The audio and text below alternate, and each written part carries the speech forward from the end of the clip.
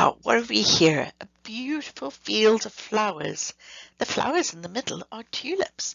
And here is an example of the tulip on the left-hand side. This is another episode of STEM brought to you by your indomitable investigator, Gourmet Gomez. Here I am. Ta-da! And here you can see the tulip spinning on its stem. What do we have here? Step into my office. We have another case. The case is revolving, and out of this case comes our scroll. And this week's episode is the case of the amazing plant food. Plant food? Where does plant food come from? How do we know that plants feed themselves? Look at this desert full of beautiful wildflowers. So how do we know that these plants feed themselves after all? People don't go out into the desert and actually feed these flowers. Very photosynthesis. I know I've taught you about it. We know that the energy comes from the sun and shines down on the leaves. The leaves take that energy and water and nutrients from the soil and carbon dioxide from the air and produce food inside the actual leaves. The leaves then release oxygen into the air. And this, as I said, is photosynthesis. And we know that that is how plants make their own food. But my question is how can we prove that this is true? Let's see. I think it's a greenhouse that was to protect the plants from too much sun.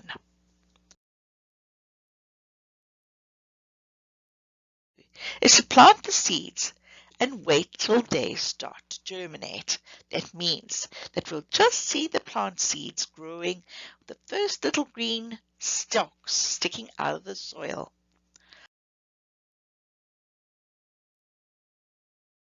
Well, first of all, we would have to see while the plants were growing. We would measure them to see how fast they were growing. And we'd have to adjust the soil and put more nutrients in the soil to make sure that those that weren't growing as fast had more food. The experiment would be to take some plants and put them in the dark and other plants in the light. And as you can see on day 5, you have some very yellow looking plants that grew without light. And the reason why they are taller than the ones with the light is because they were struggling to find the light, whereas those green plants are healthy because they have light. The next experiment here is, do plants need air to grow? Well, if you put one plant in a bottle and another in another bottle and then put a top on it, you will see here is the result.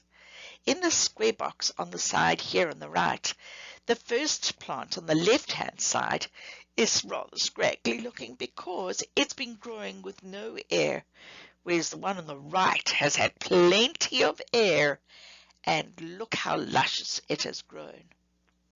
Here's our next experiment. Here a scientist put a plastic bag over one part of the plant. He's tied the bottom of the bag so that no air can get to the plant. The moisture you see is actually from the leaves. They have transpired, and you can see that the oxygen and the moisture has come from the leaves there. Here we have 2 pictures. Here are 2 situations. Can you tell what has happened here? Yes, the picture on the left is a drought where there is not enough water. You can see how dry the grass is and that there are no leaves on the tree. However, on the right is a picture of a flood. So these are 2 extreme cases. The flood has torn those poor plants out of from their roots, and it's floating down the river. And you can see big areas of just no plants growing at all. So both are not good for plants. Here we have another experiment.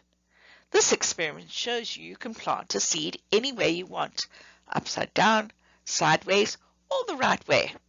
The roots will still grow towards the middle of the earth because of gravity. So roots will always grow downwards. Isn't that interesting? Now that you have learned so much, let's play a game called Tip the Tulip. All right, are you ready? Oops, there tips the tulip. Aha! Okay, Tulip, let's go to our first question. What might happen if all the leaves were removed from a plant? Would the plant be able to support itself? Would the plant not be able to take in water and nutrients? Would the plant not be able to produce seeds? Or would the plant not be able to survive because it could not make food? Have you decided which is the correct answer? If you chose D, you would be correct. The plant would not be able to survive because it could not make food. Aha! I hope that you were able to tip that tulip like I have. Let's go to our second question. How does the leaf of a plant help the plant to survive? Would it be A, leaves take nutrients from the soil? B, leaves produce the food? C, leaves keep the plant from falling over? Or D, leaves take in water from the soil? I wonder which one you have chosen. Would it be B? B, leaves produce the food. That is correct. So let's tip the tulip. All right. Thank you, Tulip. Let us go to the next one. All right, number 3. True or false? Plants get their food from the soil. Do plants get their food from the soil? False. No, plants get their food from leaves. Aha, tip that tulip. All right. They get nutrients from the soil, of course, not food. All right. Number 4. Where in a plant would you find tubes that move water and nutrients from the roots to the leaves? Would it be in the root? Would it be in the stem? Would it be in the leaf? Or would it be in the flower? Which one do you think is correct?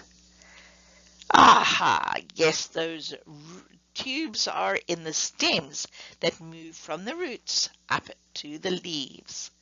Okay, so let's tip that tulip if you got that answer correct.